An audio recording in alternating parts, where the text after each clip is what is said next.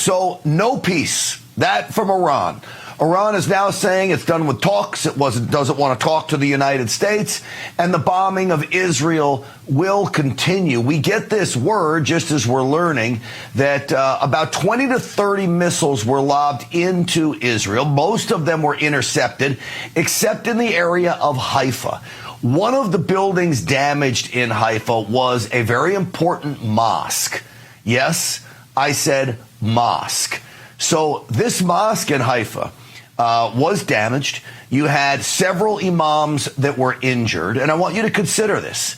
Inside Israel, we're talking about a mosque, a city where Arabs and Jews live peacefully together. Do you think any Jews could live in Iran?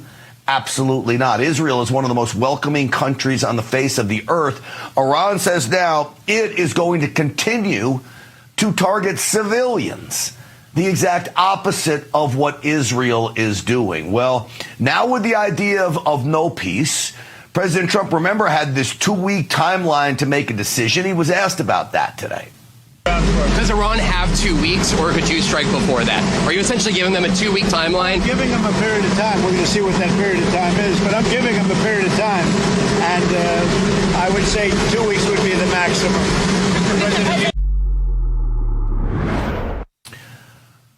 Folks, I want to make this very clear, because you've got a lot of folks on the MAGA side of the aisle who don't want any involvement here.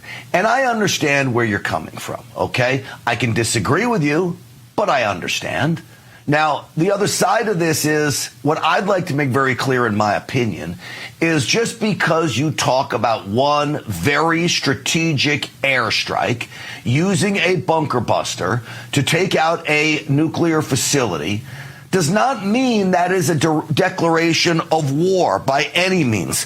My assessment is that China and Russia are going to stand by and watch this unfold with no real retaliation, at least publicly, meaning militarily. But it doesn't mean that they didn't have a hand in all of this.